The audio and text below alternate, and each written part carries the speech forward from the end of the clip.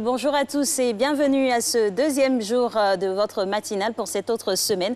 Nous tirons allègrement vers la fin de ce mois de novembre et également vers cette fin d'année 2019. Mais nous avons encore quelques heures à passer ensemble pour cette émission. Aujourd'hui, c'est mardi, teinté du sceau du droit, toujours en compagnie de Marco, ce bel homme à mes côtés, raccord comme on nous l'a dit ici. Bonjour à vous, Monsieur Govoy. Bonjour à vous, Alix Kokola. Merci à vous d'être en notre compagnie, mesdames et messieurs. Réveillons-nous vivants et soyons heureux, mesdames et messieurs. Après hier, le port de pêche. Aujourd'hui, c'est la pêche au droit. Oui, le droit, vous le savez, c'est un moment cardinal de cette semaine parce que là-bas, on a toutes les informations. Aujourd'hui, nous allons parler de la détention préventive ou détention provisoire. C'est selon les pays. Qu'est-ce que ça implique? Qu'est-ce qu'on appelle détention provisoire? Comment c'est réglementé? Autant de questions qui, nous l'espérons, trouveront réponse avec notre invité aujourd'hui, Maître Nambeya Ouattara. Ce sera vers la fin de cette émission. Voici l'image du jour, Alix. Eh oui, on part pour l'image du jour. Vous aurez constaté qu'au lieu de 3 singes de la sagesse, nous avons un 4e qui, pour ainsi dire, réunit un peu tout ce qu'il ne faut pas faire. On dit n'entend pas, on est heureux, ne voit pas, on est heureux, ne parle pas, on est heureux, mais lui, il fait tout. Il entend ce qui se passe sur les réseaux sociaux, il dit ce qu'il veut et puis voilà, il ne ferme pas ses yeux, ça c'est sûr. On a recréé le 4e singe et notre société l'a recréé. Il n'est pas sage celui-là. Il n'est pas sage du tout. C'est le singe le plus affairé. Le plus affairé. Il concentre à lui seul toutes les énergies. Aujourd'hui, c'est vrai qu'on va parler de droit, mais on aura énormément de choses à vous distiller tout au long de ce rendez-vous avec toute l'équipe encadrée bien sûr par Christelle Akoussa qui réalise cette émission. Alix l'a dit, nous sommes seulement à quelques encablures de la fin du mois de novembre, mais aussi de la fin de l'année 2019.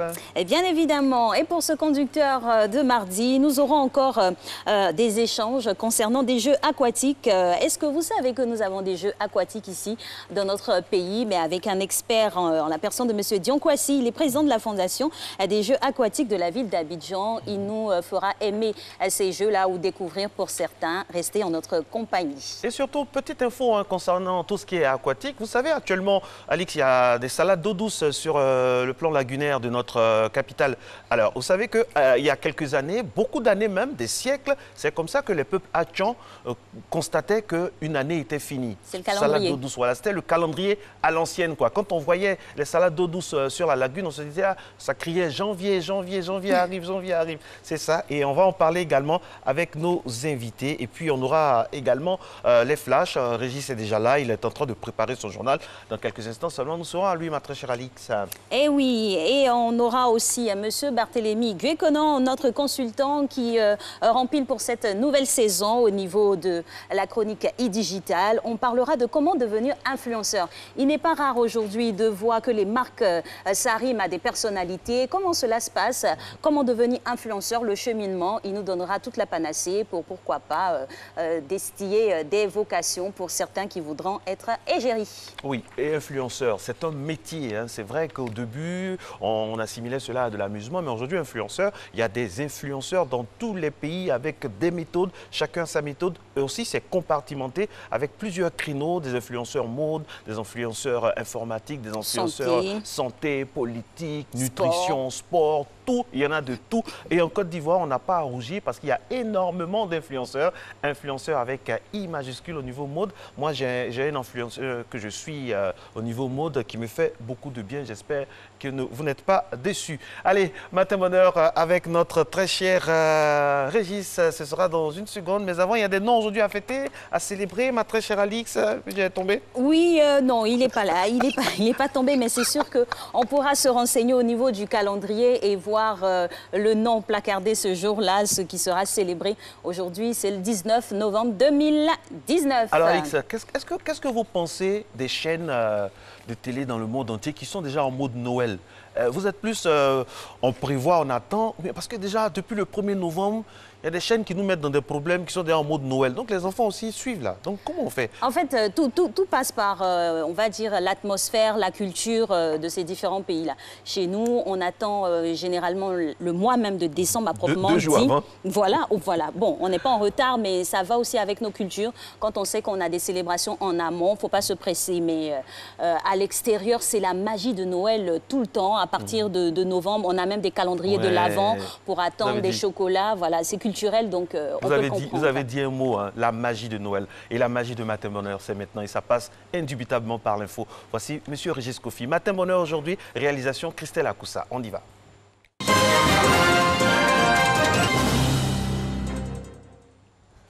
Coup d'œil sur l'actualité nationale. Bienvenue, bonjour à toutes et à tous. Merci de nous rejoindre. Le président de la République depuis hier à Berlin, Alassane Ouattara, prend part à la conférence du G20, Compact with Africa, une initiative de la grande chancelière, la chancelière allemande Angela Merkel, alors qu'elle assurait la présidence du G20. On fait le point avec Awa Touré. La conférence du G20 Compact with Africa pour la promotion des investissements privés en Afrique se tient les 19 et 20 novembre à Berlin, en Allemagne. Le président de la République Alassane Ouattara est donc à Berlin pour participer à l'édition 2019 de cette initiative lancée en 2017 par la présidence allemande du G20. Je suis très heureux d'être là à l'invitation de la chancelière Angela Merkel pour participer au G20 Compact Africa. C'est la 3e édition et nous sommes heureux de la coopération entre l'Allemagne et la Côte d'Ivoire, des projets intéressants, importants qui sont en cours de réalisation et également des discussions sur le soutien au développement et la lutte contre le terrorisme. L'objectif principal étant d'accroître l'attractivité de l'investissement privé grâce à une amélioration des cadres macroéconomiques, commerciaux et financiers. 12 pays africains ont déjà adhéré à cette initiative, dont 7 de la sous-région ouest-africaine. Ce pacte du G20 avec l'Afrique constitue une opportunité pour accroître les investissements privés en Côte d'Ivoire en attirant les investisseurs directs des pays du G20. En plus du compact global, la Côte d'Ivoire a signé un compact bilatéral avec la République fédérale d'Allemagne le 12 juin 2017. Un compact bilatéral qui fixe un cadre de coopération dans le secteur des énergies renouvelables ainsi que le partenariat technique et financier entre les deux pays. C'est dans ce cadre que la Côte d'Ivoire a obtenu notamment le financement des projets dans le secteur des énergies renouvelables à hauteur de 65 milliards 59 millions de francs CFA et la construction à Boundiali d'une centrale solaire d'une capacité de 37,5 MW. On se rend à la primature. Le Premier ministre Amadou Gon Coulibaly a présidé hier la signature d'une convention de création de l'École supérieure du pétrole et de l'énergie, fruit d'un partenariat entre l'Institut national polytechnique Félix Houphouët-Boigny, INPHB, et l'Institut français de formation de pétrole IFP pour des formations supérieures de niveau international à des coûts abordables. Des messages de paix et de réconciliation véhiculés dans plusieurs villes de Côte d'Ivoire à travers l'UE Magic Tour. L'apothéose de ce festival de musique a eu lieu samedi dernier à Yopougon, place Figayo. Le reportage de Issa Yeo. L'image est saisissante. Leaders politiques, artistes et footballeurs sur le même podium. La promotion de la paix et de la cohésion sociale au menu. La scène se passe à la clôture de l'UE Magic Tour, à l'espace Figayo, à Yopougon. Faire passer des messages de paix, d'apaisement, parce que forcément sans la paix, comme je dis, il n'y a pas de développement, il n'y a pas d'avenir pour la jeunesse. Et c'est pour elle qu'on est là aujourd'hui. La paix, les populations en demandent. Il appartient aux acteurs politiques de travailler à cette paix. Le pays a besoin de réconciliation. Que nous soyons au pouvoir ou dans l'opposition, chacun doit, à son niveau, poser les actes de paix. Nous sommes partis de la paix et je voudrais que tous les Ivoiriens, comme nous, partagent notre religion, la paix. Vive la paix, vive l'amour, vive la Côte d'Ivoire. Pour les initiateurs de l'UE Magic Tour, c'est un pari gagné. Tous les fils de Côte d'Ivoire se sont réunis. Le monde sportif, le monde culturel, le monde politique et avec une institution comme l'Union européenne qui a cru en cette vision. C'est la plus belle tournée de la carrière de Magic System. C'est extraordinaire. Quel message pour la jeunesse de dire, regardez, tous les hommes politiques sont là. Et puis ils sont sur scène, ils dansent ensemble et ils passent un message de paix à tout le monde. Mais c'est ça l'avenir, c'est la paix l'avenir. L'UE Magic Tour, c'est l'utilisation de la musique pour sceller la nouvelle alliance Europe-Afrique. Pendant un mois, des artistes ont sillonné le pays pour partager des valeurs de démocratie, d'éducation, de paix et bien d'autres. Ayo Pougon, Nuela, Rico, TNT, Safarel Obiang, Ankadeka et bien d'autres, les artistes ont communié avec leurs fans. Apprenti, s'il te plaît, moi il descend au feu là-bas. Faut voir l'apprenti, mais il prend comme ça, vous donnez à son patron. Ah, patron, voilà, il y a une femme là, avec qui a fait où lui là-bas. Pour cette apothéose, Asalfo, Manadia Goudé et Tino ont égrené quelques chansons de leur répertoire riche pour donner de l'émotion au nombreux public.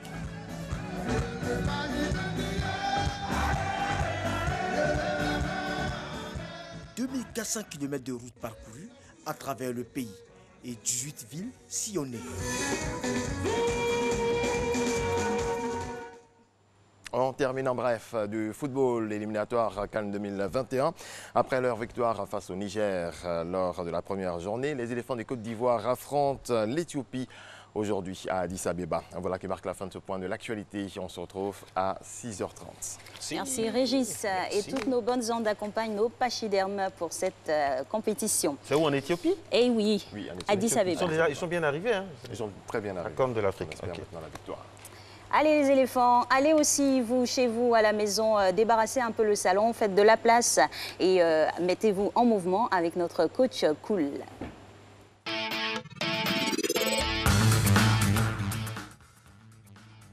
Nouveau jour, nouvelle séance. On y va.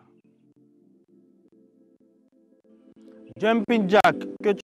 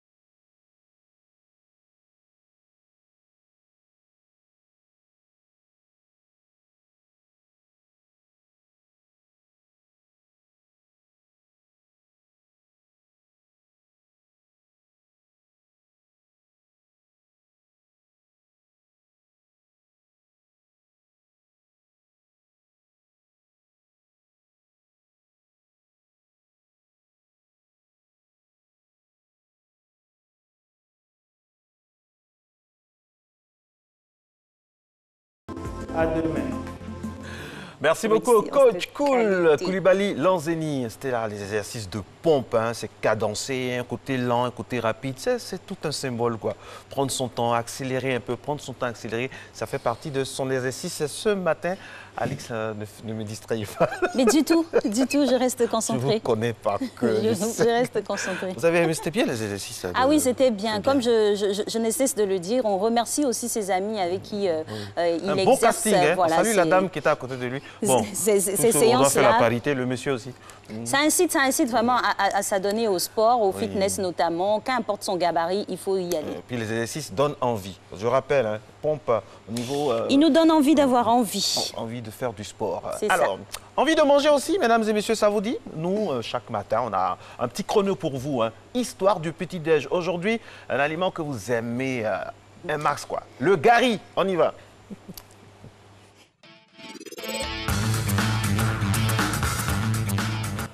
Eh oui, cet aliment-là, gari, qui ne manque jamais dans les cuisines des célibataires endurcis.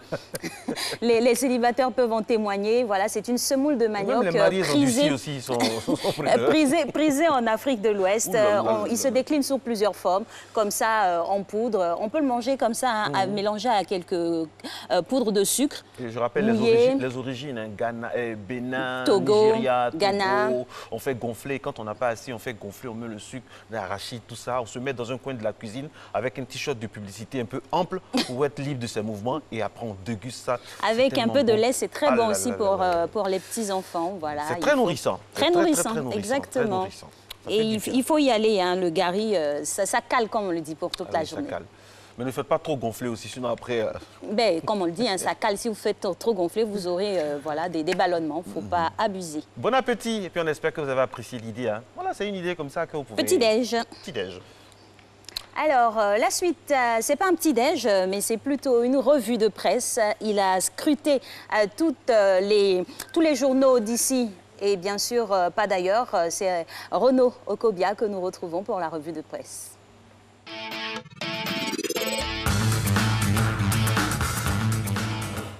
Bonjour mon très cher Renaud, comment ça va? Comment il va bien le Renaud? Bonjour Alix. Alors, on ouvre avec Soir Info, mesdames et messieurs, selon lequel l'armée ivoirienne est en état d'alerte dans le nord du pays. Oui, mettez-vous en disposition de combat. Ce sont les consignes fermes données aux forces militaires stationnées dans le nord de la Côte d'Ivoire. Le confrère souligne aussi que les soldats émettent des inquiétudes dues notamment à la porosité de certains points de la frontière nord de notre pays. Plus de détails dans Soir Info de ce jour. Et on continue de parler de la Grande Muette.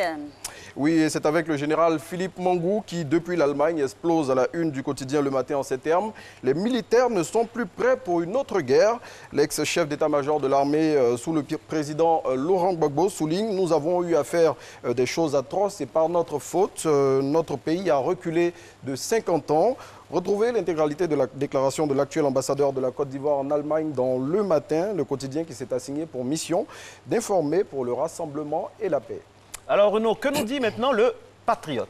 Dieu n'aime pas ce que fait Bédier. Ces propos sont du pasteur Elo Dengui, ancienne gloire du basketball ivoirien, à qui le confrère a accordé une interview. Dans cet entretien retrouvé dans le Patriote de ce jour, l'ancienne star des parquets nationaux souligne qu'il est illogique de se prétendre héritier d'Oufoué et de s'en prendre aux étrangers. Et en couverture du Nouveau Réveil, qu'est-ce qu'on y trouve ? Le Nouveau Réveil qui lance à sa une, à 11 mois de la présidentielle, Bédier rassure et le PDCI RDA attire. Le quotidien dont le slogan est le journal de choix des Ivoiriens nous dit notamment comment le président et la direction du parti ont réinstauré confiance et engouement chez les militants. La situation politique de notre pays, la Côte d'Ivoire, intéresse tout le monde. Eh bien, mesdames et messieurs, l'Inter également s'interroge. Et l'Inter s'interroge particulièrement sur le Front populaire ivoirien en titrant à sa une de ce jour. Voici le dernier message de Gbagbo à son parti. Le message dont il est question est relatif au projet de société du FPI pour les élections de 2020. Il a été délivré le week-end dernier par Lida Kwasi Moïse, ex-ministre de la Défense sous Laurent Gbagbo et actuel vice-président du Parti socialiste chargé du projet de société. Tous les détails de cette information sont à retrouver dans l'Inter de ce jour. Et on reste toujours avec ce journal qui va au-delà de l'information, qui relaie des inquiétudes du PDCI. Oui, à moins d'un an de la présidentielle, le PDCI craint des risques de fraude sur l'état civil. C'est ce que nous dit en manchette cette fois l'Inter. Et pour faire face à cette situation, le parti septuagénaire pose des exigences que vous pouvez découvrir dans l'Inter de ce matin. Pendant ce temps, l'axe Abidjan-Berlin se porte bien. Oui, à en croire la une de Fratmat, la coopération Côte d'Ivoire-Allemagne est au beau fixe. Le président Ouattara salue d'ailleurs les projets en cours de réalisation dans le cadre de cette collaboration. Il faut noter aussi que le chef de l'État prend part ce matin à Berlin à la 7e convention du sommet G20 Compact WIF Africa. Et Régis Kofi en parlait tout à l'heure dans son journal. L'éléphant déchaîné de M. le maire s'intéresse à la Banque de l'Habitat de Côte d'Ivoire. Après la prestation... Plutôt de la Banque de l'Habitat de Côte d'Ivoire, c'est bien cela? Exactement. Attendez que je me retrouve dans mes papiers. On va plutôt parler de l'information de sport, si la régie peut nous suivre. Oui. Très bien. Des CAN éliminatoires 2020, de la CAN les 2021, éléphants. en attendant qu'on revienne sur l'information sur la BHCI. Donc, après la prestation en demi-teinte face au Niger le week-end dernier à Abidjan, Nicolas Pépé, Max Gradel et Roger Assalé, le trio d'attaque des pachydermes, veut se racheter aujourd'hui à 13 h face au Walia d'Éthiopie. C'est ce que nous dit le quotidien sportif Supersport. Régis en parlait aussi tout à l'heure dans son flash. Merci beaucoup Renaud. On vous retrouve demain à 6 h 10 pour d'autres pans de l'actualité. Pour suivre les des principales manchettes de l'info de notre pays. Matin Bonheur se poursuit à la réalisation Christelle Akoussa, rédaction chef bien sûr Anne Zilika Eoura. Nous allons aller maintenant avec notre invité. On l'a annoncé, on a teasé sur sa présence il y a quelques instants. Monsieur Dian Kwasi, il est président fondateur des Jeux aquatiques de la ville d'Abidjan. Avec lui, nous allons à la découverte des Jeux aquatiques. Eh oui, il est avec nous en plateau déjà. Bonjour Monsieur Kwasi. Bonjour Madame. Bienvenue. Merci. On a tiré quelques longueurs ce matin ou pas? Ben oui. Ah oui, ça reste un quotidien. Il a nagé ce matin? Oui, c'est ce qu'il nous dit. Chaque matin, vous nagez? Mais il faut faire du sport, c'est bon pour la santé. De façon générale. C'est un bon réveil musculaire. Alors, on reste dans votre environnement, dans votre élément, à la découverte des Jeux aquatiques. Alors, quels sont les Jeux aquatiques déjà? Bon, disons, les Jeux aquatiques, par définition, c'est l'ensemble des sports qui se pratiquent sur les cours d'eau ou dans les milieux marins. Les Jeux aquatiques, pour la Côte d'Ivoire, c'est 14 disciplines qui ont été fédérées. Je peux en citer l'aviron, le canoë-kayak, les bateaux de plaisance, les bateaux de course, le ski nautique, le surf, le voile. Et l'innovation pour la seconde édition, c'est le water polo, l'équipe nationale de water polo ivoirienne. Okay. Alors, M. Kwasi, à l'orée de l'indépendance de notre pays, les cours d'eau lagunaires étaient vraiment bien exploités. Nos parents nous disent qu'avant, il y avait des concours, il y avait de l'aviron, je me souviens même d'un champion ivoirien qui s'appelait Aymeric Bennett. Bien sûr. Voilà, Aymeric Bennett. Alors, où en sommes-nous aujourd'hui? Il faut dire que ça fait quand même quelques années, je dirais que la Côte d'Ivoire a perdu un peu son lustre dans le sens des sports nautiques. Nous ne pouvons pas définir exactement ce qui s'est passé, mais il faut dire qu'il y a eu une fuite des touristes d'abord. Généralement, je me souviens très bien que j'étais encore jeune sur la lagune du côté du plateau, on voyait des défilés de ski nautique. Oui. Malheureusement, aujourd'hui, on n'en a pas et on constate aussi que la lagune est assez polluée. Est-ce que c'est la pollution qui a causé ce déclin? Je dirais non. Je pense que c'est tout simplement, il y a eu un nuage qui est passé et puis voilà. Mais heureusement qu'on retrouve des personnes comme vous qui avaient à cœur de faire revivre ces sports-là. Vous nous avez cité notamment quelques-uns. Pratiquement, concrètement, aujourd'hui, qu'est-ce qu'on fait sur le terrain et qui le fait?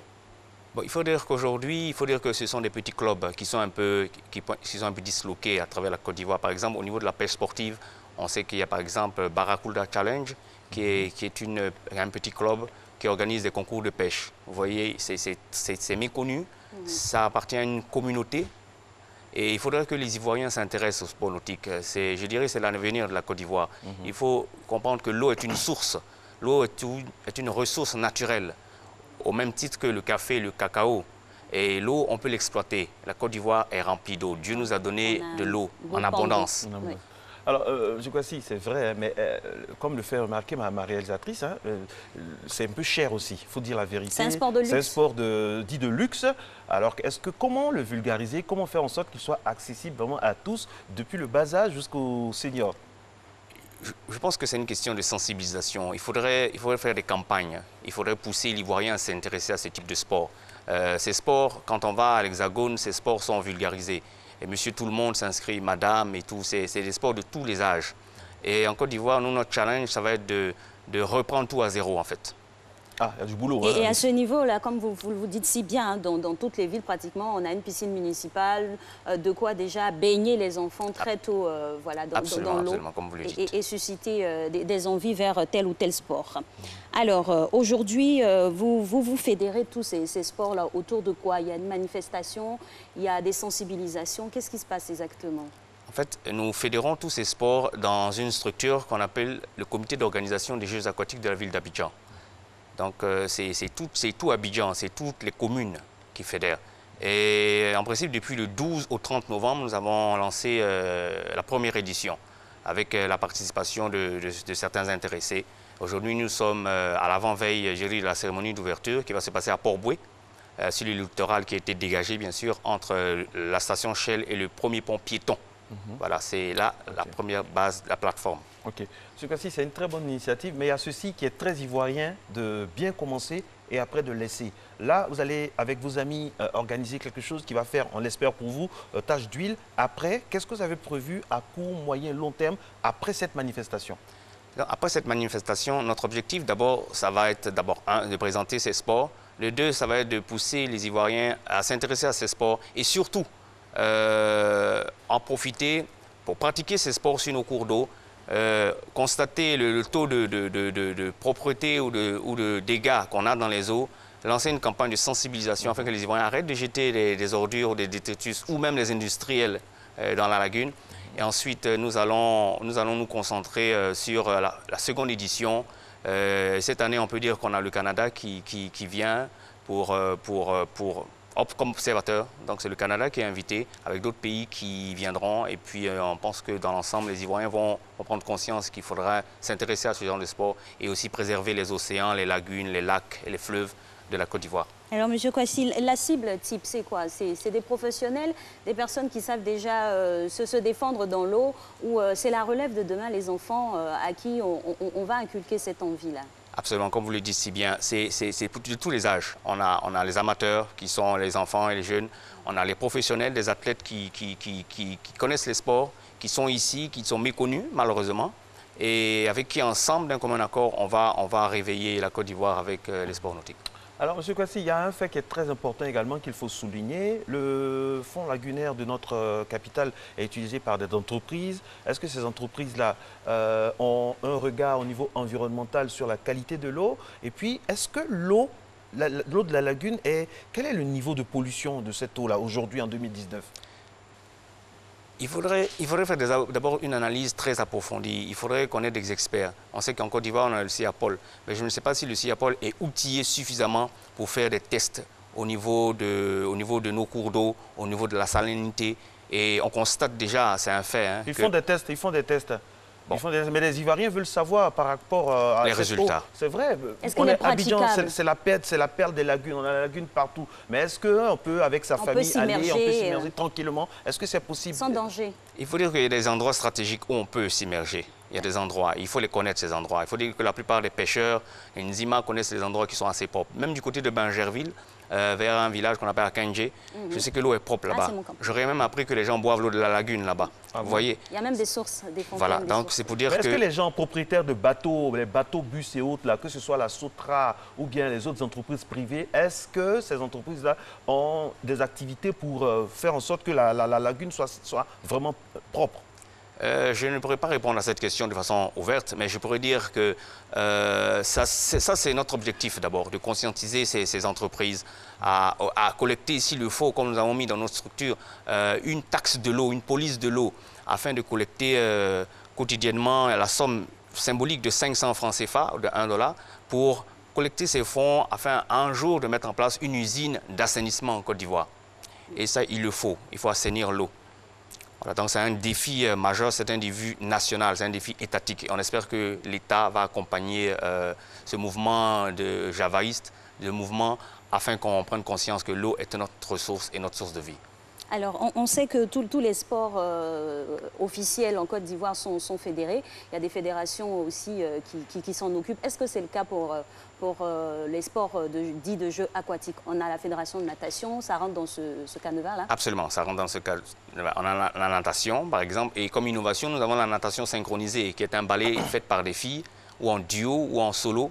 Et tous ces sports vont pouvoir pousser l'Ivoirien, le commun des mortels. Et leur implication, elles se saisissent de l'activité, absolument, l'intérêt? Absolument, absolument. C'est un engouement, absolument.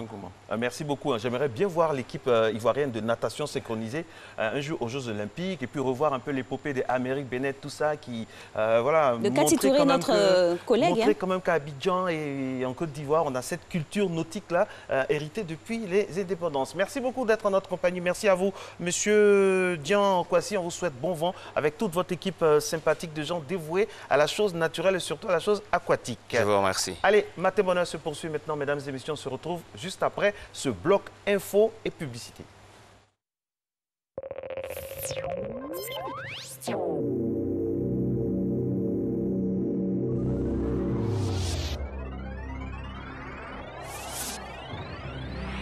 Le ministre de la Santé et de l'Hygiène publique, Dr Aka Awele, informe l'ensemble des populations ivoiriennes qu'en raison des travaux de sa réhabilitation, le CHU de Yopougon est fermé depuis le 1er novembre 2019. Pendant cette période, la continuité de l'offre de soins est assurée par d'autres structures sanitaires. Pour plus d'informations sur les nouvelles structures d'accueil des services relocalisés, appelez le 143 ou consultez le www.santé.gouv.ci.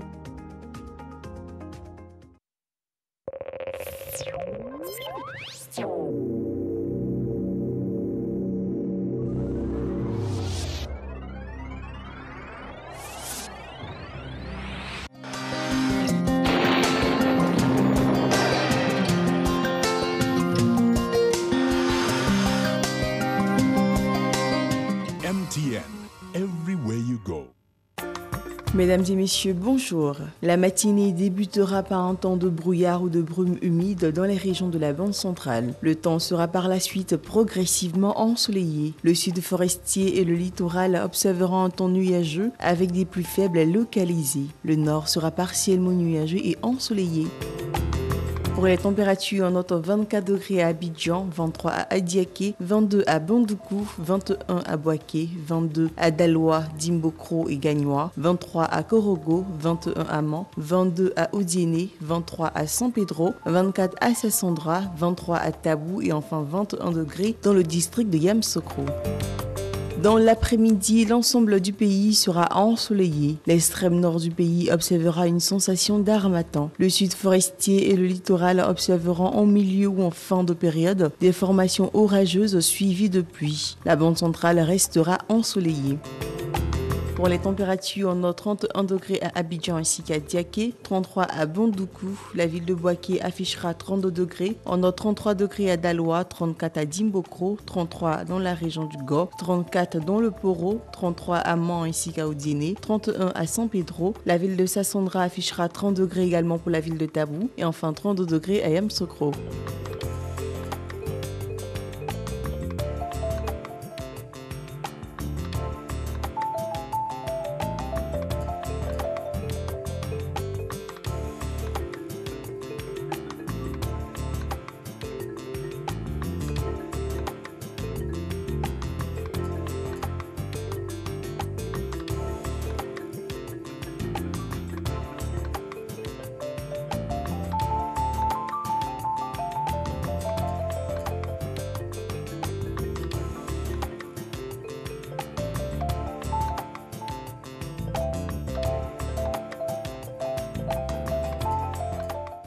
MTN, everywhere you go.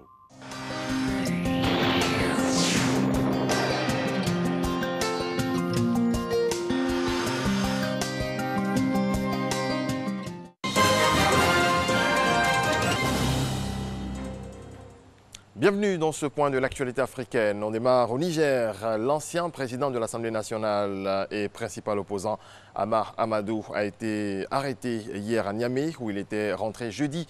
Après 3 ans d'exil, il a été conduit en prison où il doit encore purger 8 des 12 mois de prison auxquels il a été condamné dans une affaire de trafic de bébés. La capitale sénégalaise accueille pour 2 jours le 6e forum de Dakar sur la paix et la sécurité en Afrique. Le thème cette année, les défis du multilatéralisme. Le président Macky Sall a cité différents moyens engagés pour faire face aux menaces terroristes dans la région. Mais l'idée lancée lors du dernier G5 à Biarritz, c'est d'éclairer ou alors d'élargir le dispositif avec un outil baptisé P3S, Partenariat pour la sécurité et la stabilité au Sahel. Les modalités précises ne sont pas encore très claires. Elles sont encore en cours d'élaboration. À Madagascar, c'est une réunion qui était attendue durant toute la matinée de ce lundi. Une délégation française et une délégation malgache se sont réunies pour la première fois à Antananarive afin de mettre en place une commission mixte dédiée aux îles éparses. C'était une promesse des présidents français et malgaches qui, en mai dernier à Paris, avaient conjointement annoncé la réouverture des discussions sur le sort de cet ensemble de 5 îlots situés dans l'océan Indien. Je vous amène à présent au Sénégal, dans l'univers de ces femmes qui s'adonnent à la culture du riz, non sans difficulté. Regardez. Des pieds craquelés par l'argile, les mains pareilles, elles sont loin de se préoccuper des astuces de beauté au quotidien. Ces femmes, leur seul souci est comment améliorer les conditions de vie de leur famille. En Casamance, elles sont nombreuses à se tourner vers la terre. La culture du riz dans les vallées et dans les bas-fonds est leurs affaires. Et pourtant, avec tout le courage et la détermination, elles n'arrivent pas à s'en sortir. Au fin fond de Kolda, dans le département de Vélingara, à Nyambour-Kombor, Aïssata Seydi nous parle des difficultés qu'elle et son groupement rencontrent. Notre principal souci se trouve dans le stockage. On n'a pas de magasin, on est obligé de garder les récoltes dans nos chambres. Et vous imaginez que cela a des conséquences, surtout avec les bons jours qui nous fatiguent. Mais avec la venue du projet, on espère une amélioration. Dans une autre région, presque les mêmes ennuis. À Sédhiou, dans le village de Mbosimbalo, le problème de l'accès à la terre pour les femmes est résolu, mais l'accompagnement reste. Des difficultés en semences, mais maintenant, ça améliore. Mais problème de culture, on n'a pas de machine. Et on vous demande encore pour les digues de la rizière. Parce que si l'eau est arrivée, ça ne va pas, ça ne circule pas. C'est ça qui nous fatigue un peu. Les digues de la rizière. Et en plus, nous faisons des maraîchages. Notre puits n'a pas de pompe. À Ziguinchor, le travail est d'autant plus difficile. Ici, la salinisation des terres est le problème majeur. Avec toute la volonté de ces braves dames, le rendement ne correspond pas toujours à l'effort fourni. Nous avons besoin de matériel agricole. Il fait défaut. On veut également que la quantité des intrants soit augmentée. Mais notre principal problème aujourd'hui, c'est le sel qui a pris bon nombre de rizières qui sont incultivables. Là, on attend l'appui des autorités. Le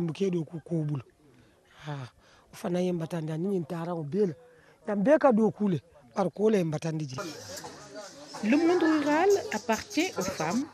Elles sont dans les champs, dans les foyers, et elles portent toute la famille sur leurs frêles épaules.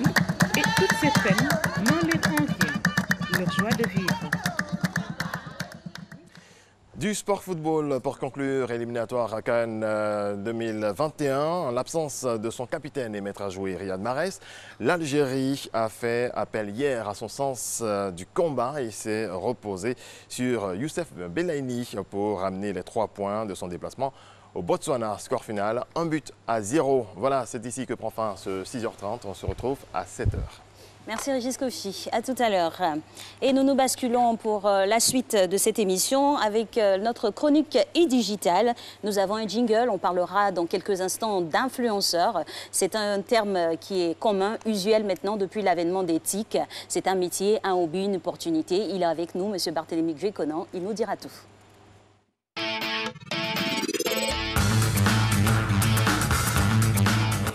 Allez, nous, on va tenter de vous influencer tout au long de cette conversation parce que nous avons le plaisir d'avoir un passionné du digital, de tout ce qui est réseaux sociaux. C'est notre influenceur à nous dans Matin Bonheur. Barthélémy Guéconan, bonjour. C'est quoi, c'est qui, c'est comment, c'est où un influenceur? Dites-nous tout. D'accord. Bonjour Marco, bonjour Alice, bonjour les spectateurs. Alors, un influenceur, c'est, comme vous pouvez le voir, c'est toute personne qui, de par son expertise, de par sa réussite professionnelle, de par son succès, est en mesure en fait d'influencer une communauté, c'est-à-dire d'amener une communauté à adopter certains comportements de consommation. Voilà. Voici théoriquement ce qu'on dit de l'influenceur. Alors, il faut préciser quelque chose, c'est que la popularité à elle seule n'égale pas l'influence. Donc, il y a quelques conditions et quelques ingrédients à avoir en plus de la popularité pour se taguer être un influenceur. Alors, globalement, on a identifié deux grandes natures d'influenceurs. Il y a des influenceurs de fait. Quand vous prenez les personnalités, les célébrités, Didier Drogba, qui ne sont pas influenceurs de par, on va dire, leur activité sur les réseaux sociaux, mais de par leur réussite professionnelle, ce sont des influenceurs de facto. Ensuite, nous avons des influenceurs purs, des personnes anonymes qui, grâce au digital, sont devenues célèbres, sont au devant de la scène digitale. On les appelle des influenceurs purs. Parfois contre leur gré. Parfois contre leur gré. Voilà. Donc voilà ce qu'on peut dire globalement sur la définition de l'influenceur. D'accord. La définition étant établie, on a envie de s'intéresser au mode de fonctionnement. L'influenceur, on a vu comment il pourrait être influenceur de facto ou par choix ou par dépit. C'est un métier, c'est un hobby, c'est une opportunité. Comment ça se passe? Alors, aux États-Unis, en France, l'influenceur est un métier, on va dire, à temps plein. Voilà, mais il travaille beaucoup plus en freelance, à son propre compte. Chez nous, c'est beaucoup plus un hobby. C'est en train de devenir un métier. Donc le but, je crois, de cette émission, c'est demander, en fait, c'est d'encourager ceux qui veulent se lancer dans ce métier-là à avoir les bonnes billes pour se construire, on va dire, cette communauté. Parce que le but, en fait, de l'influenceur, c'est de construire une communauté, la faire grossir et réussir à l'utiliser pour, on va dire, à mettre au service des marques, au service de ses propres produits et gagner de l'argent. Alors, les influenceurs, c'est un peu comme les coachs. Il y a trop de coachs, il y a beaucoup de coachs dans tel domaine, dans plusieurs écoles, il y a plusieurs courants de pensée, tout ça. Et j'imagine que c'est pour les influenceurs, on est un peu dans le même système. Alors, dites-nous, quels sont les signes, comme on dit chez nous en Afrique, le poussin qui a de Nicoque, quand on le voit, on le reconnaît. Quels sont les signes qui montrent que telle personne serait un bon influenceur ou une bonne influenceuse? D'après les écoles, il y a deux critères à voir. Vous avez les certifications. La semaine d'avant, nous parlions de certification. De facto, les personnes qui ont les certifs, donc le petit badge bleu qui est conféré par les différents réseaux sociaux, vous confèrent en fait le statut d'influenceur. D'accord. Il y a le deuxième critère qui est, on va dire, le nombre d'abonnés que vous avez. La slide d'avant, vous avez vu qu'on a catégorisé plus ou moins, voilà, en fonction de votre nombre d'abonnés, votre statut, votre type d'influenceur. Vous avez des personnes qui ont, on va dire, en deçà de 10 000 abonnés sur les différents réseaux sociaux.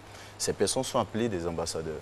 Ceux qui ont moins de 100 000 abonnés, on les appelle les micro-influenceurs. Ceux qui sont un peu plus de entre 100 000 et 1 million d'abonnés sont des macro-influenceurs. Finalement, ceux qui ont plus d'1 million d'abonnés, les Didier Drogba, Didier Arafat, sont des stars, des célébrités en termes d'influenceurs. Donc ça dépend en fait du nombre d'abonnés que vous avez et donc ce badge officiel que vous confèrent les différents réseaux sociaux. Alors, Monsieur Barthélémy, j'ai envie de mettre le pied dans le plat tout de suite. D'accord. On sait un peu comment ça fonctionne sur les réseaux sociaux. Oui. On peut être un anonyme et puis devenir influenceur du jour au lendemain. Exactement. Ça répond, c'est lié à des contingences extérieures ou des contingences suscitées. Parce que sur le même réseau social, le plus connu en tout cas, qui est Facebook, on nous fait des propositions de sponsoring, d'achat de likes et tout ça. Est-ce que ça influence, l'achat de likes influence le quota d'abonnés? Bien sûr, on est dans une économie nouvelle. Donc c'est monté de toutes pièces. Oui, il y a des robots naturel, il n'y a plus le côté... Il n'y a plus de naturel, il faut être franc. Il y a des robots qui vous proposent de vendre, en fait, d'acheter des likes, même des commentaires, en fait, pour vous. Instagram, voilà, pullule, en fait. Assez de fake. Voilà, assez de fake qu'on appelle les fake influenceurs. Donc, Instagram pullule de ce type d'influenceurs. Mais attention, il ne faut pas se tromper. Il y a des agences de marketing qui sont capables de décrypter qui est un influenceur. En analysant, on va dire, le graphe en fait, des différents, on va dire, de vos différents posts. On va imaginer simplement que Marcelin aujourd'hui poste une photo sur Instagram. Alors, la photo va récolter globalement, on va dire 5 j'aime, je suis un peu méchant, Marcelin. 500 j'aime. Et puis, on va dire 2 jours plus tard, miraculeusement, Marcelin se retrouve avec 8 000, 1 million et tout ça. On se rend compte tout de suite qu'il y a eu des achats, parce que les algorithmes en fait, des différents réseaux sociaux sont de sorte que lorsque vous publiez on va dire, un visuel, un post, voilà, ça dépend des réseaux sociaux, mais globalement, c'est moins de 10% de votre base de fans en fait, qui ont cette information. Ils sont sensibilisés. Exactement. Donc, c'est curieux que vous vous retrouvez à 8 000 abonnés, enfin 8 000 likes, alors que vous avez un peu moins de 8 000 abonnés. Il y a des statistiques constantes qu'on décrypte pour savoir qu'on sait décrypter pour apprécier le vrai. Oui, Barthélemy, ça fait peur ce qu'on est en train de dire là. Oui. Ça veut dire que, alors que nous savons qu'au niveau de l'Internet, tout ça, des réseaux sociaux, il y a beaucoup d'études sérieuses, que ce soit politiques, sociales, culturelles, qui s'adossent à tout ça. Oui. Mais si on voit qu'il y a derrière des fake news, il y a le feeling, il y a le spectre donc, du fake, ça fait peur. Manipulé. Moi, ça m'amène à une question. Hein. Ça m'amène à une question. Comment distinguer dans tout ce méli-mélo-là le bon grain de livret? Quelles sont les armes que le public lambda a pour distinguer le bon grain de livret? Alors, moi, j'organise mon mariage religieux, ou bien mon mariage tout court. Je veux savoir qui est le bon influenceur qui va m'aider. Ou bien je veux ouvrir ma société, je veux décorer mon appartement. Voilà, comment je fais? Alors, si vous n'êtes pas, on va dire, expert du métier, normalement, ce sont les experts du métier qui vous permettent de le faire. Mais si vous n'êtes pas expert du métier, très simple, il suffit simplement de voir ce qu'on appelle l'engagement en fait, de l'influenceur sur, on va dire, sur une semaine. Comment? Alors, très simple, il a posté une photo, vous regardez le nombre de likes. D'accord. Vous regardez les commentaires, vous voyez la qualité des commentaires, parce que justement là, le problème. Parce que les robots, ce qu'ils ne savent pas faire, c'est de réfléchir comme les humains. Avec la sensibilité vous allez voir qu'on reconnaît à l'être humain. La plupart des commentaires robots, c'est du style nice, beau, wow, c'est joli, j'adore. Ça manque de sentiments. Effectivement, très souvent, c'est un décalage avec la photo qui est postée. Donc, c'est vraiment, il regarder la qualité de, pas de la qualité de l'engagement en fait, que suscite le poste de l'influenceur que vous souhaiteriez, n'est-ce pas, avoir pour vous accompagner dans une campagne éventuellement de branding ou de publicité. Monsieur Konan, moi j'ai envie d'insister là-dessus, parce qu'il y a tellement de personnes qui s'inventent influenceurs et qui drainent du monde, qui drainent aussi des communautés, qui drainent des personnes à influencer, justement, qu'il faudrait vraiment décrypter qui suivent réellement. Alors, ça fait peur, il y a des noms connus. Il y a des noms connus, je vais vous donner des noms après. Mais il y a des activités creuses même qui sont suivies, Dieu seul sait par le biais de quel stratagème, par le biais de quelle manipulation en arrière. On a l'impression qu'ils se sont passés le mot. Et nous, on est là, nous qui ne sommes pas trop des aficionados de la chose, on se laisse porter par ça comme ça. Alors, malheureusement, il y a... Ce qu'il faut savoir, c'est que si une personne réussit à susciter un tel engagement, on a une telle émotion au niveau de la blogosphère, au niveau de la communauté Facebook, c'est qu'en réalité, cette personne est influenceur. Ça, il faut le dire. On ne peut peut-être pas aimer le thème, sinon la thématique développée par la personne, ou alors les posts postés par la personne, mais globalement, lorsqu'il y a un tel engagement, il y a une telle communauté qui suit la personne, c'est forcément... Avec justement la fonctionnalité partagée. Oui, bien sûr. Donc, quand on partage, c'est sûr qu'on répand l'information. C'est tout ça, en fait. Et la notoriété. Alors, on va dire l'influenceur, en fait, c'est une forme nouvelle du bouche à oreille, en fait. Ce qui existait, la vieille technique de marketing. Publicité, exactement, de marketing. C'est une forme nouvelle, mais qui a pris du sens par l'avènement, comme Alice l'a dit, par l'avènement des réseaux sociaux. Alors, Monsieur Konan, très concrètement, nous sommes en Côte d'Ivoire, parce que tout ce qu'on a dit là, c'est pour notre pays. En Côte d'Ivoire, qui sont les influenceurs? Mais les vrais influenceurs, les vrais, avec I majuscule, les vrais influenceurs. D'accord. Dites-nous tout. Que ce soit bien ou mauvais. Voilà, on note. Bien sûr. Donc, comme on l'a dit, on a des influenceurs de fait, de facto. Donc, j'ai ajouté, puis il y a des influenceurs qui, grâce au digital, sont devenus célèbres. Donc, on les appelle les influenceurs accidentels. Ceux qui... il y a un buzz, par exemple, de 6 mois. Il y a eu le Dougoutigui. Ah non. Lui, c'est pas la même chose. De l'actualité. Je l'ai dit au départ, la popularité à elle seule n'égale pas l'influence. Très bien. Populaire, comme on a vu avec Dougoutigui, à un moment donné, à une période donnée, vous n'êtes pas influenceur. D'accord. Parce que l'influenceur, il y a ce fait... Il y a une constance, il y a l'interaction avec Parce qu'il y a des gens qui confondent buzz et influence. Ah non, absolument pas. C'est pas la même chose. Non, c'est pas la même chose. L'influenceur, c'est périn. C'est périn, merci. Exactement. Le buzz, c'est ponctuel. C'est ponctuel. Donc vous pouvez avoir été l'objet d'un buzz retentissant. Mais ça ne fait pas de vous un influenceur. Par exemple, Héritier Watanabe n'est pas un influenceur. Alors, Héritier, ça, c'est un buzz. Il est au cœur d'un buzz. Héritier peut être classé dans la catégorie des influenceurs musique. Des buzz influenceurs. Non, de fake en fait, parce que ce sont des... À l'origine, c'est un artiste qui est connu. Qui n'influence personne dans ce buzz-là. Et qui a, une grosse... communauté. Qui a une grosse communauté, donc c'est un influenceur de facto. Il a une communauté, effectivement. Il a une communauté. Ça fait partie des artistes qu'on a, qui sont en fait des influenceurs de facto. Ce sont des personnes qui sont, en dehors du digital, aimées, appréciées par une communauté qui les suit. Donc pour répondre à votre question, alors en Côte d'Ivoire, j'ai ajouté le feu DJ Arafat, qui est en fait l'image même de l'influenceur type, parce qu'il a réussi à combiner le fait d'être influenceur de facto et puis quelqu'un qui a utilisé le digital, a créé une communauté qu'il a appelée la Chine, qu'il a savamment bien menée, qu'il a suivi dans toutes ces épopées. Après, vous avez Didier Drogba qui est un influenceur de facto, de par sa réussite professionnelle, de par sa notoriété. Didier Drogba poste une publication, en moins d'une heure, vous avez 8000 personnes qui abonnent. À ce niveau-là, j'aimerais me permettre de vous arrêter parce qu'effectivement, où j'ai vu personnellement l'influence de Didier Drogba, c'est lorsque la Miss Côte d'Ivoire a été élue Miss Tara Gay. Il y avait beaucoup de commentaires, comme d'habitude, très xénophobes sur ses origines.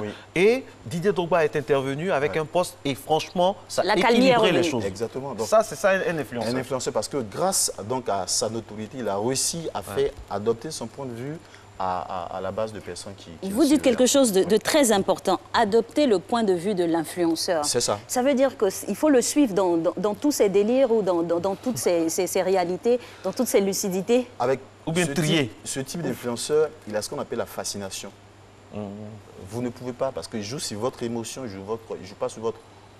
Donc votre libre arbitre devient néant. C'est clair, parce qu'il ne joue pas sur votre raisonnement, il joue ça sur devient votre du suivisme. Il joue sur le fait que vous associez à ce qu'il dit, vous associez. C'est qu'Alix est déterminant. Donc ça veut dire que l'influence, c'est du suivisme. Les influenceurs de facto, il y a beaucoup de suivisme dedans. Vous voyez les grosses marques de lingerie, de mots, de luxe. On a vu ça avec la Chine. Qui utilisent les égéries internationales, les grosses figures donc, de la musique, parce que justement, ça évite que le consommateur questionne très souvent le produit présenté par la star en question, parce que simplement, le consommateur se dit, ben, tiens, si elle l'a porté, si lui l'a porté, c'est que forcément c'est du bon. Et comme c'est ce que les marques cherchent, alors très souvent on va vers ce genre. Vous avez dit quelque chose d'important, les consommateurs, la consommation, ça veut dire que cela génère de l'argent. Du blé là-dedans. Exactement. Alors, il y a une agence marketing américaine qui a estimé à 20 milliards de dollars le marché en fait, de l'influenceur d'ici 2020. C'est toujours les agences américaines. Et en Côte d'Ivoire, on estime ça à combien chez nous ici? Je ne peux pas le dire parce qu'on n'a pas de chiffres. Mais nos influenceurs sont rémunérés par quel mécanisme? Alors, très bien. On a trois mécanismes particuliers. Le premier mécanisme, c'est que vous avez ce qu'on appelle le placement de produits. Alice est friand de lifestyle, comme je vois très souvent, elle partage elle est friand de lifestyle, elle partage Alors, il y a une maison de mode qui peut venir dire, Alice, tiens, je te fais cette bonne robe, tu publies, tu me cites, comme elle le fait très souvent. Ça, c'est une rémunération, peut-être en nature, mais c'est une rémunération. Ça, c'est le premier type, c'est le placement. Il y a ce qu'on appelle l'affiliation. Marcelin est très connu. Marcelin a développé sa communauté, justement.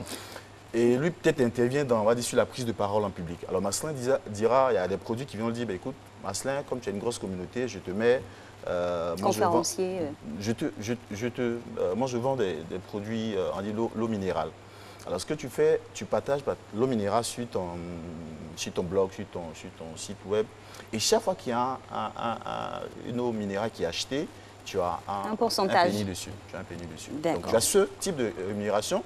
Et puis, en fait, la dernière rémunération en fait, que je conseille à beaucoup de personnes, c'est de réussir à construire leur communauté et de développer leurs propres produits et services. Donc, dans le cas de Marcelin, ce serait que comme il est dans, voilà, dans la prise de parole, c'est développer des modules de formation, des conférences, comme Alice le disait. Voilà, c'est le gombo. Merci beaucoup pour le filon. Alors, dites-nous, au niveau politique, c'est la véritable bataille de ce 3e millénaire au niveau des influences. Parce qu'aujourd'hui, lorsque vous êtes sur les réseaux sociaux, par rapport à ce que vous regardez, ce sur quoi vous cliquez, on sait déjà de quelle obédience politique vous êtes, qu'est-ce qui vous intéresse. Et c'est là où j'ai vu la photo du professeur Mamadou Koulibaly.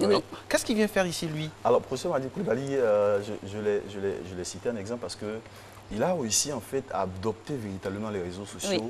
Il a réussi à s'accaparer les jeudis de leader de Koulibaly qui sont un véritable succès sur la toile. Donc, qui fait qu'il est classé parmi les influenceurs. Ses posts sont likés, il a une grosse communauté de fans sur Twitter et également sur Facebook. Et il y a beaucoup d'interactions, beaucoup de commentaires. Est-ce que c'est des indications concrètes pour quelqu'un se porter candidat? C'est des sondages qui ne disent pas... Est-ce que ça se décline concrètement sur le terrain, dans la vie réelle? Justement, c'est là où on va dire peut-être il y a... Faut dissocier, la stratégie digitale a besoin d'être accompagnée par beaucoup d'actions concrètes sur le terrain. On n'ira pas dire que parce que vous êtes influencé, alors ce que j'ai peut-être oublié de dire, c'est qu'il y a très peu d'influenceurs qui ont réussi à être populaires dans la vie de tous les jours, dans la vie réelle. Ils sont très souvent populaires, on va dire, sur les réseaux sociaux, mais il y a très peu qui ont réussi à sortir dans les secteurs d'activité, qui ont réussi à sortir de ce cadre virtuel-là et de devenir influenceurs.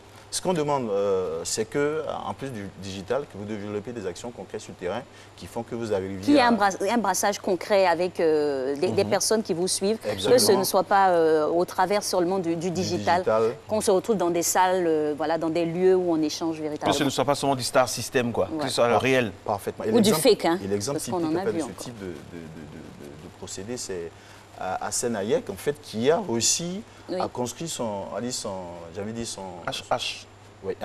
influence. Son influence, en fait, à la fois sur les réseaux sociaux et sur les actions pratiques. Alors, dites-nous, on en a d'autres encore. Voilà, Didier Drogba. Bon, là, on a Observateur Eben. On va mettre les pieds dans le plat. Avant d'arriver à ces trois-là, Didier Drogba, il est influenceur, vous en avez parlé. Il se présente à une certaine élection. Alors, est-ce qu'il part avec la faveur des pronostics ou bien c'est pas évident? Parce que les présidents de clubs qui votent ne sont pas forcément des furieux d'influenceurs. C'est ça, oui. C'est ça. Ils ne sont pas sur les réseaux. Ce n'est pas une évidence, absolument. Okay. Ce n'est pas les doigts dans le nez qui va gagner ou qui peut gagner. Il a un avantage, c'est qu'en communication, en fait, lorsque vous parlez à une cible dont votre image est favorable, vous avez un gros avantage. Votre message peut passer facilement parce que, globalement, voilà, la cible vous aime, la cible vous apprécie, donc c'est plus facile. Donc l'avantage qu'il a, c'est qu'il a une image qui plaît. Donc le message qu'il a à transmettre... Il a une faveur de faciès. Exactement. Donc ça fait qu'il a un gros avantage par rapport à quelqu'un qui...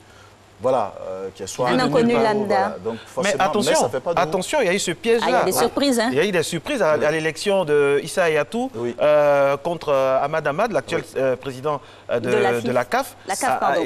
Personne ne pensait à lui. Hein. Puis il est venu comme ça, il avançait masqué. Et au dernier moment... C'est la communication de rupture. Vous savez, parfois, les gens font les choix. Le bouche à oreille, le sous-bassement aussi. En même temps, l'influence aussi peut baisser. Hein.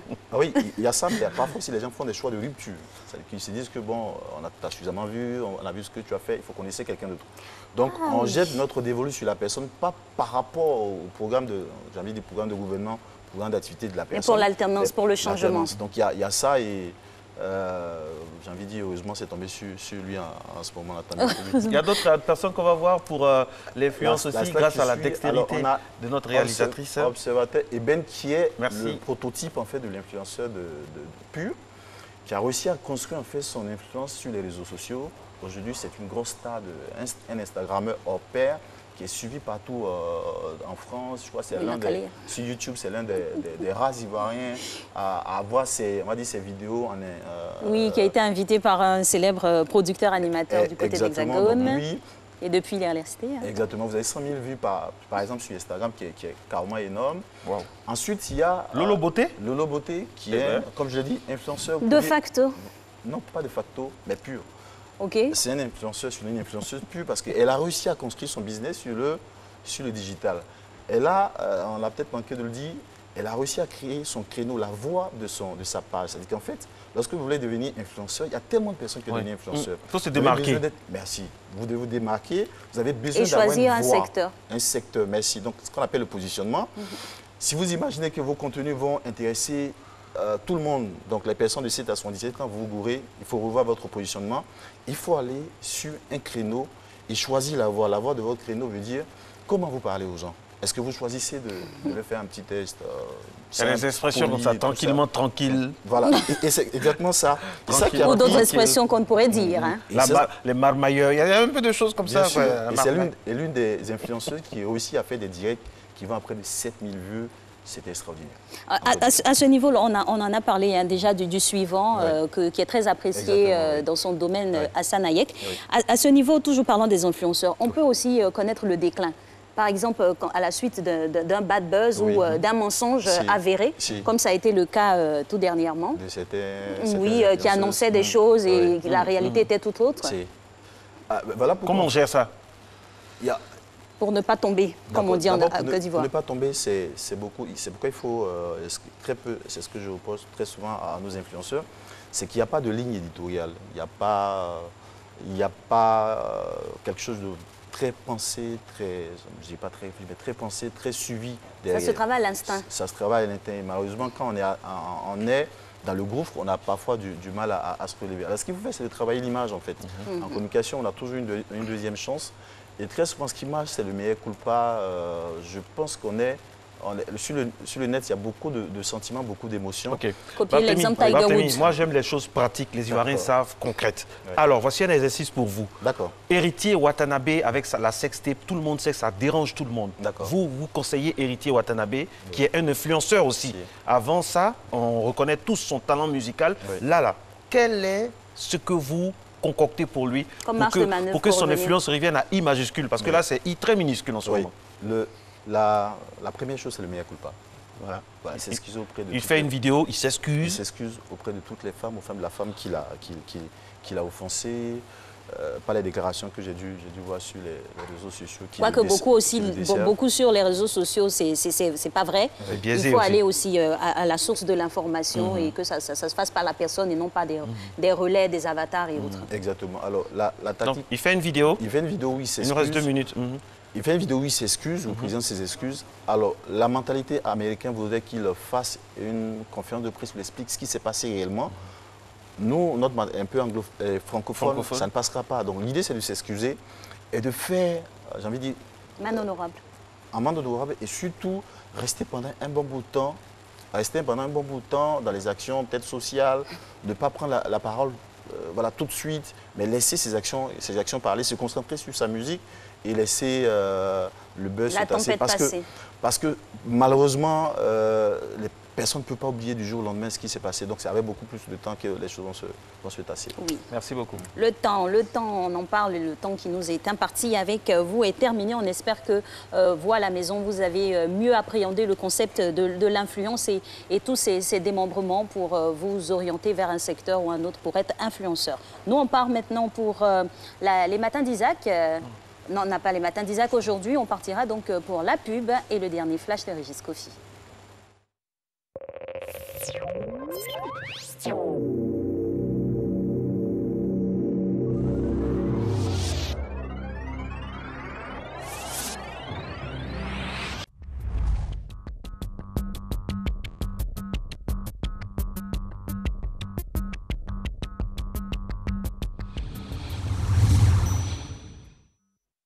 Vivez de belles émotions avec la RTI et profitez de l'offre spéciale Rentrée audiovisuelle 2020 avec des remises allant jusqu'à 30% sur tous les produits publicitaires du groupe RTI. RTI 1, RTI 2, Fréquence 2, Radio Côte d'Ivoire, RTI Boaké et tous nos supports digitaux jusqu'au 5 janvier 2020. Annonceurs, agences de communication, ne manquez pas cette opportunité exceptionnelle d'accroître votre visibilité et celle de vos clients. Contactez vite RTI Publicité au 22 40 12 65.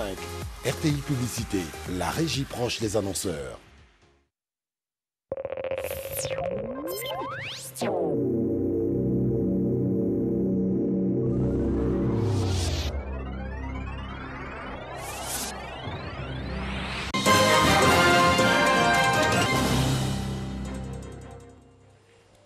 Retour de l'actualité, cette fois au niveau international. Bienvenue, bonjour à toutes et à tous. Un pont suspendu s'est effondré hier matin aux alentours de 8 h à Mirepoix-sur-Tarn, une commune située au nord de Toulouse en France.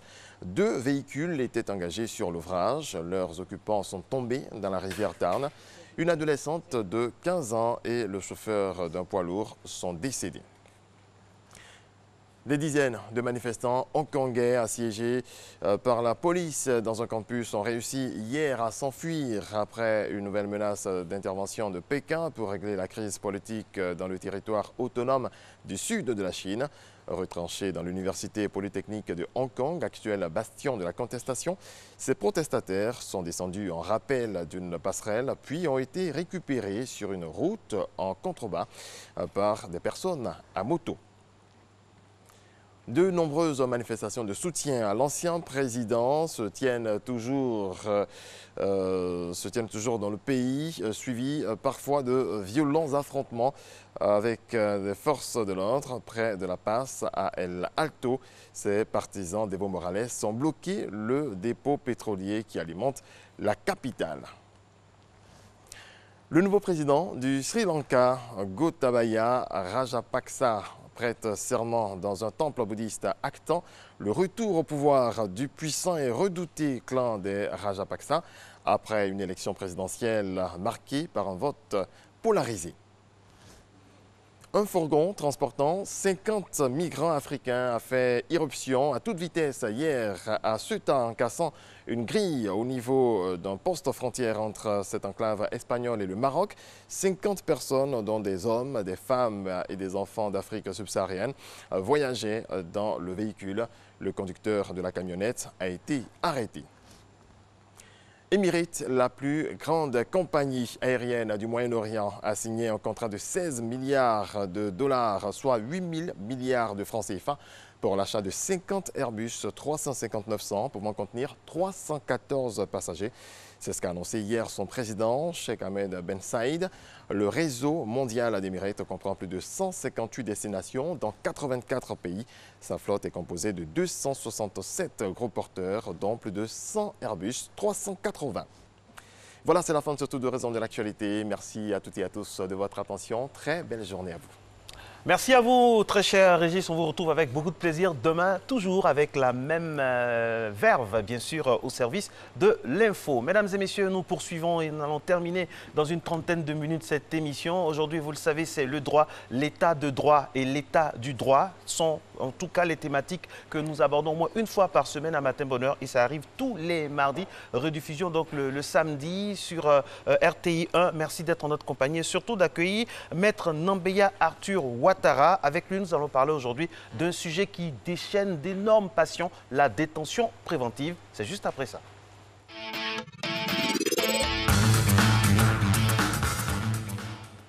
Eh oui, Marcelin l'a annoncé, il est avec nous en plateau. Maître, bonjour. Bonjour, madame. Bienvenue. Bonjour. Alors, on parle de la détention préventive, on ira avec les définitions d'usage. Qu'est-ce que c'est que la détention préventive? Merci, madame. Alors, pour aborder la question de la détention préventive, cela implique que nous soyons dans la sphère de la procédure pénale. Et il faut que vous sachiez que tous citoyens que nous sommes, disposons de ce qu'on appelle dans le jargon la liberté de nous déplacer. Nous sommes il est un loisir de nous installer en toute partie du territoire, donc sur toutes les zones du territoire. Et malheureusement, la détention préventive est justement une mesure qui restreint cette liberté et qui doit donc être strictement organisée, qui est décidée par un juge. Donc ce que je peux vous dire par rapport à la détention préventive, c'est une mesure privative et restrictive de liberté qui est décidée par un juge d'instruction et qui astreint la personne qui est soumise à ce régime à séjourner dans un établissement pénitentiaire. Alors, dans quel cas, maître, la détention préventive peut-elle être ordonnée?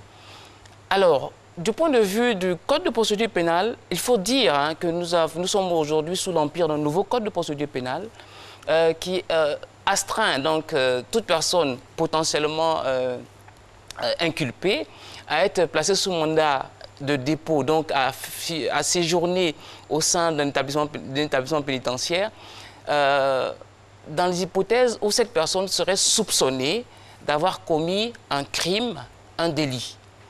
Ceci dit, il faut également préciser que la détention préventive, du point de vue du législateur, est une mesure exceptionnelle qui ne peut être envisagée que lorsque, 1, la liberté ne permet pas de régler l'instruction, et 2, lorsque ce qu'on appelle dans le jargon le contrôle judiciaire. De ce point de vue, nous avons copié la France. Le contrôle judiciaire est une mesure de semi-liberté, on va dire de liberté surveillée. La personne n'est pas détenue, elle reste en liberté, mais est astreinte à respecter certaines obligations. Je vais vous citer pêle-mêle par exemple, l'interdiction qui serait faite de rencontrer pour quelqu'un qui est poursuivi la victime, ou de tenter de faire disparaître des indices, l'interdiction de sortir d'un territoire déterminé, éventuellement l'obligation qui est faite à une personne qui serait par exemple poursuivie pour consommation de drogue, mais de se soumettre à justement un examen et de suivre les traitements. Et donc c'est un ensemble de mesures de semi-liberté qui a été imaginé par le législateur, bien entendu, dans le sens de combattre la surpopulation carcérale. D'accord. Alors maître, qui peut être détenu préventivement? Alors je vais peut-être vous donner une réponse qui vous fera peur, mais toute personne âgée de plus de 13 ans peut être détenue préventivement. Toute personne physique, bien entendu. Voilà, dans quelques instants, mesdames et messieurs, nous allons revenir à Maître Nambeya Ouattara, avec qui déjà nous avons abordé la définition et en plus les cas et surtout qui peut être détenu préventivement. On va aller maintenant avec vous dans la rue parce que cette émission est interactive. On va prendre maintenant vos opinions.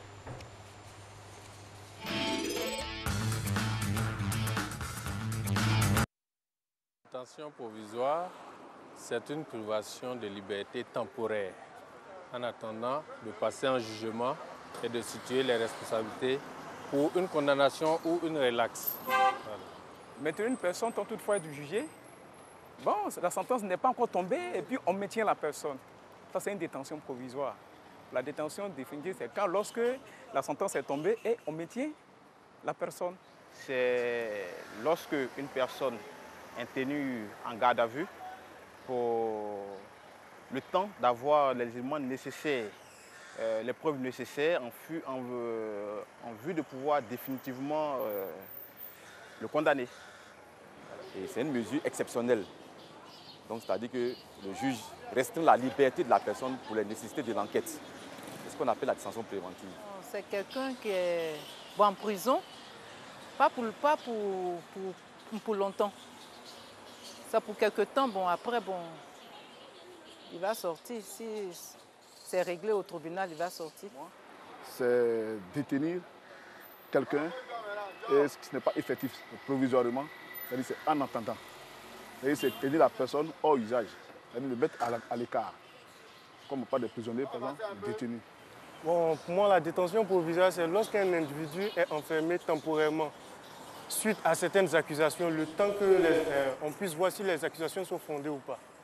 Et voilà, de retour sur le plateau, après avoir pris vos différents avis et définitions de ce qu'est le terme de jour, la détention préventive. On en a entendu beaucoup, cher maître, et notamment parlons de la durée. Quelle est la durée de la détention préventive?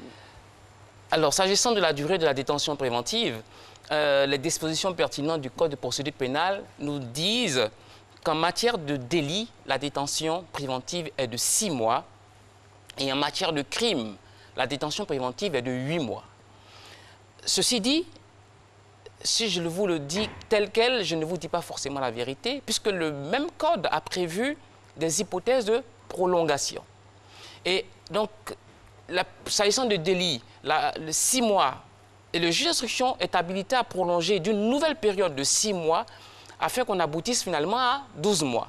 Et de façon exceptionnelle, la chambre d'instruction, qui est la juridiction d'instruction de second degré, peut proroger d'une nouvelle période de 6 mois. Ce qui fait qu'en résumé, en matière de délit, le délai maximum est de 18 mois et en matière de crime, le délai maximum de détention préventive est de 24 mois. Vous aurez retenu 6 mois x 3 et 8 mois x 3. OK. Maître, ça c'est ce qui est dit dans la loi. Mais nous sommes en Côte d'Ivoire et on ne peut pas vraiment recevoir quelqu'un de votre carrure en Côte d'Ivoire et oublier ou bien ce qui se passe ou bien ce qui s'est passé. Il y a eu des crises, il y a eu des conflits, il y a eu beaucoup de choses en Côte d'Ivoire. Il y a des gens qui sont encore en prison en soi-disant détention préventive, entre guillemets. Ça fait pratiquement 5, 6, 7 ans, vous le savez. comment on en est arrivé là? Et puis, qu'est-ce que la prolongation de la détention préventive au fait? Alors, la détention, déjà, il faut retenir que la détention préventive, je le disais tantôt, est une mesure exceptionnelle. Et donc, la prolongation est une mesure décidée par le juge d'instruction qui doit tenir compte des éléments précis et circonstanciés de l'affaire pour laquelle il a été saisi. On va dire que le juge d'instruction a pour mission de parvenir à la manifestation de la vérité. Et bien entendu, cette vérité, elle n'est pas aussi facile à découvrir. Donc, pour certaines affaires complexes, le délai de 6 mois, vous l'avez vu en matière délictuelle, ou de 8 mois en matière criminelle, ne permet pas objectivement à un juge d'instruction de parvenir à avoir tous les éléments pour que cette personne puisse être traduite devant le tribunal.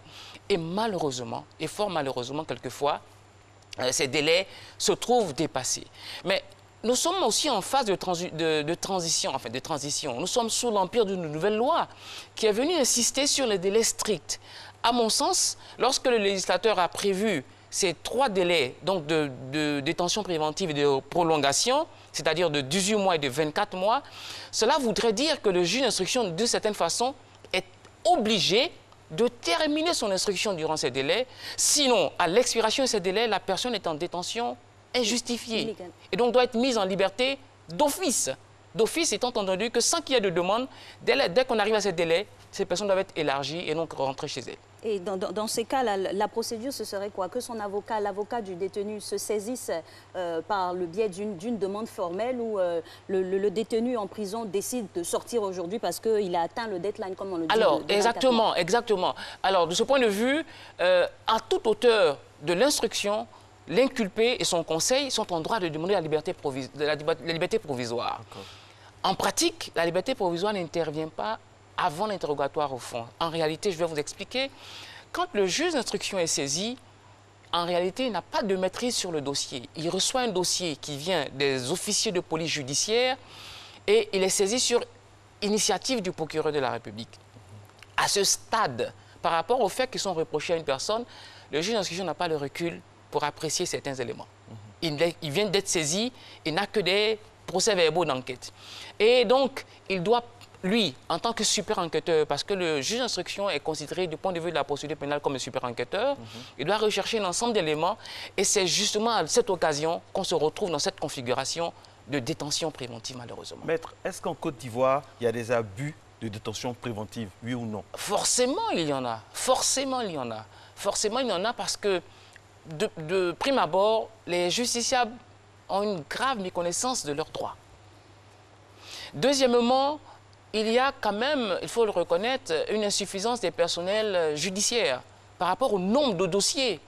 Il faut reconnaître que dans tous les pays du monde, la surpopulation carcérale est une conséquence justement des détentions préventives.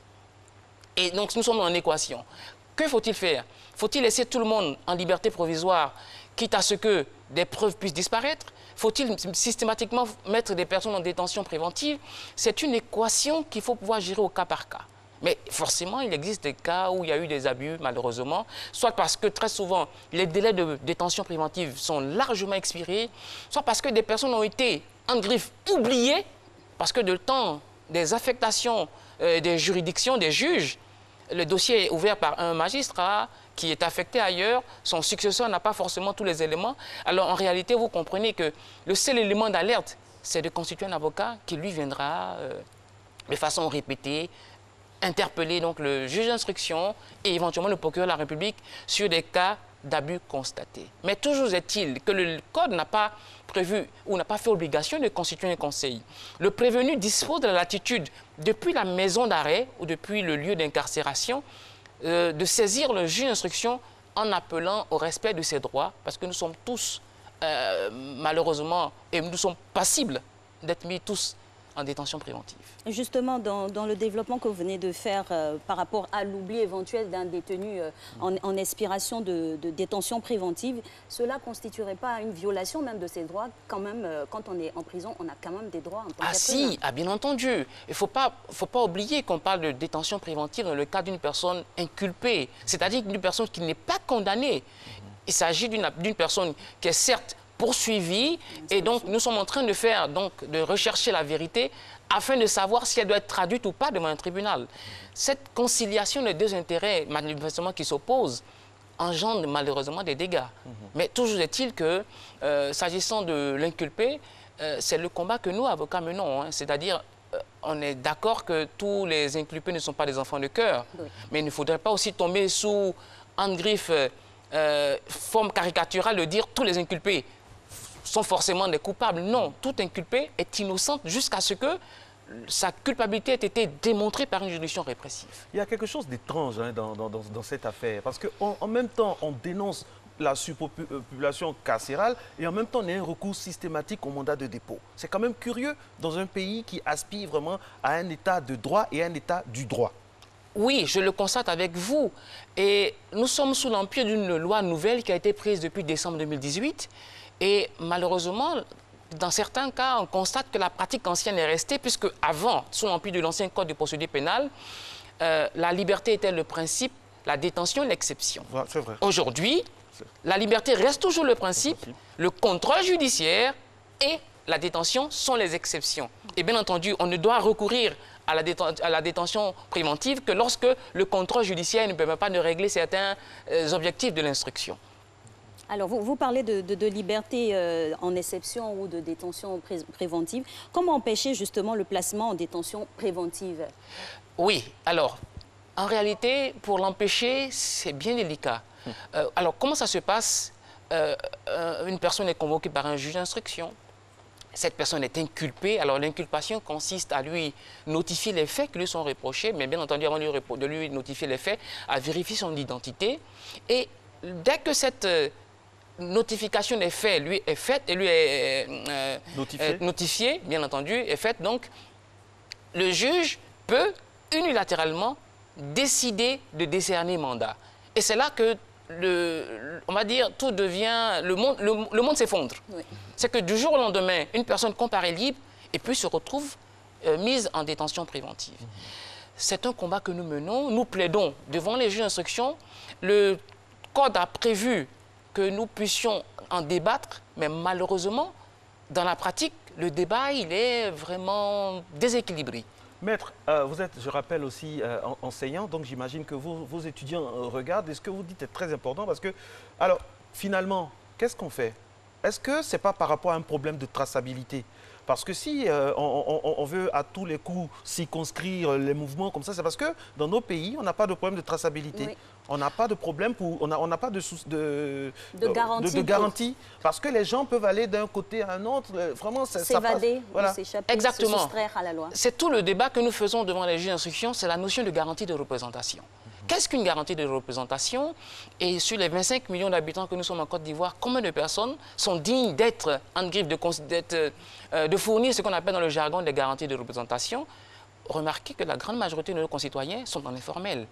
Bon, quelqu'un qui est, je vais prendre un exemple, qui vend les articles au marché ou qui est vendeur à la sauvette, du point de vue du juge, n'a aucune garantie de représentation. Mais il est arrivé des cas où des personnes qui, en griffe aussi, semblaient présenter des garanties de représentation, ont été également placées sous mandat de dépôt et donc mises en détention préventive. Donc c'est vraiment une équation avec de multiples inconnus. Absolument. Hein. Exactement. On va essayer de déceler toutes ces inconnues-là pour rester toujours dans la loi. Partir maintenant pour un témoignage que nous a livré un d'entre vous. A reçu une convocation de la gendarmerie.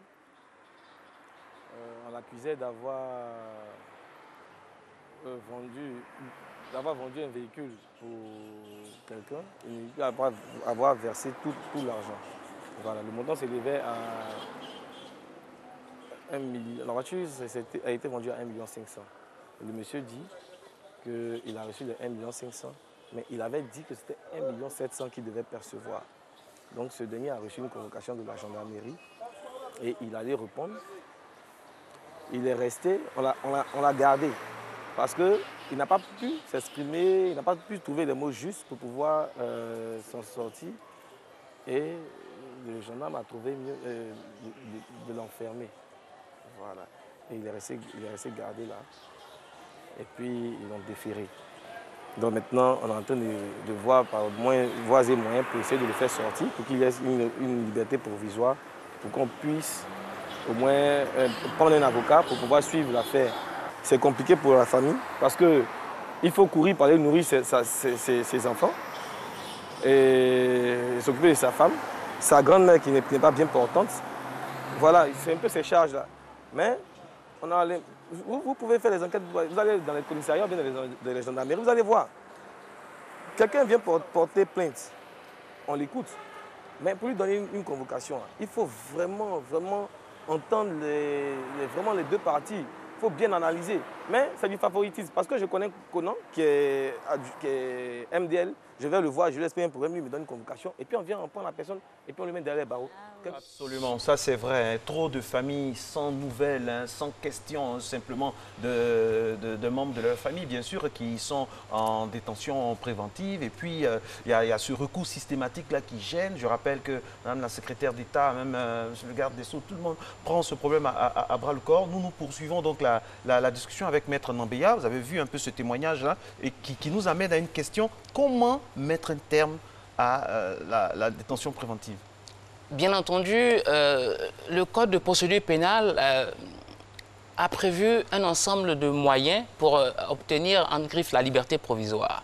Il s'agit principalement des demandes de mise en liberté provisoire que l'inculpé ou son conseil sont en droit de former. Et comme je le disais tantôt, le conseil, naturellement, qui n'est pas en détention, saisit donc d'une requête le juge d'instruction et s'appuie sur des éléments objectifs pour demander la liberté provisoire, soit du point de vue des délais, soit du point de vue des éléments circonstanciés même du dossier. Mais le prévenu de la maison d'arrêt est en droit également de formuler la demande de liberté provisoire. Dans tous les cas, quand nous formulons nos demandes, nous insistons auprès des juges sur les notions de garantie de représentation, mais il est vrai que c'est le juge qui apprécie les demandes de liberté provisoire. Mais en pratique, pour la petite expérience que j'ai, les détenus font généralement au moins 6 mois. Et le problème qui se pose en pratique, c'est que vous imaginez pour un salarié, la conséquence immédiate, c'est la perte de son emploi. Parce que la détention soit justifiée ou pas, l'employeur a un regard particulier pour dire mais si cette personne a eu maille à partir, mon salarié a eu maille à partir avec la justice, c'est parce que possiblement il y a quelque chose de vrai, il y a des a priori, on est d'accord. Alors, Maître, pour rebondir sur le témoignage qu'on vient d'écouter, notamment quant à la capacité de se défendre soi-même, c'est pas de la redondance de le dire, hein, notre pays, malheureusement, a un taux très élevé d'analphabétisme ou d'analphabétisation. Alors, quel est le conseil que vous préconisez, que vous orientez? On dit un avocat commis d'office et tout ça, on le voit dans les films, mais dans la pratique, qu'est-ce que ça donne? Le Code de procédure pénale a prévu que toute personne qui soit convoquée par une autorité de police judiciaire puisse se faire assister par un parent, par un ami. Et c'est la première fois que je vois dans un texte de loi la référence à un ami. Bien entendu, si c'est un ami, il faut bien entendu que cet ami ait quelques connaissances juridiques. Mais en réalité, le professionnel de la défense, c'est l'avocat qui est à même de relever des irrégularités dans le déroulement de la procédure. Et la mission de l'avocat consiste principalement à veiller à ce que le code de procédure pénale soit strictement respecté, tant par les OPJ, par le juge d'instruction, par les magistrats instructeurs, par la juridiction de jugement. Et c'est justement là-bas où il y a souci, maître, parce que le premier arrivé est le premier servi, parfois. La personne qui vient se plaindre en premier, après on s'en va embarquer la personne rapidement, comme ça, tout se passe rapidement parce qu'on connaît X, on connaît Y et c'est comme ça dans notre pays. Il y a des gens qui n'ont pas la possibilité de venir à la télé pour parler, des gens qui sont au village, des gens qui sont brimés matin, midi et soir par notre système judiciaire parce que ces personnes ne connaissent pas le droit. C'est le moment de parler à ces personnes. Mais bien entendu, vous me donnez l'opportunité. Vous savez, il y a un adage en droit qui dit « nul n'est censé ignorer la loi ». On sait très bien ce que ça veut dire. Nul n'est censé aussi se faire brimer par la loi. On est d'accord.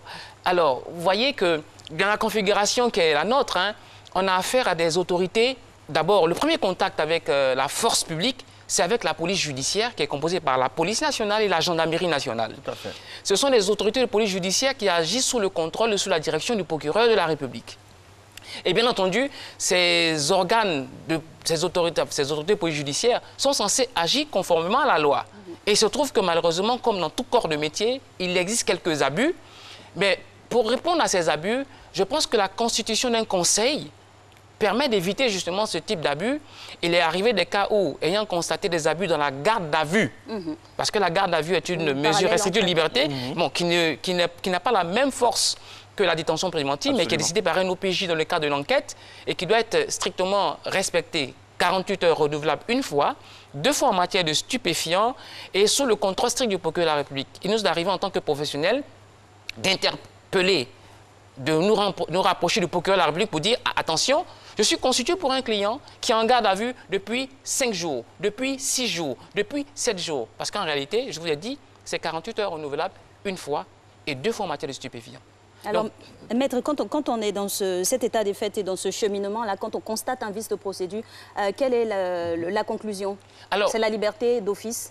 En principe, la personne doit être élargie parce que rappelons-nous que jusqu'à preuve du contraire, la personne à laquelle on a affaire est innocente et n'est pas condamnée. C'est très important. On a affaire à des innocents et il faut les traiter comme tels. Merci. On a affaire à des innocents et il faut les traiter comme tels. C'est ça l'essence même de l'état de droit et l'état du droit. Merci d'être resté en notre compagnie. Matin Bonheur, le lieu où l'on s'informe dans tous les domaines. Bonne journée.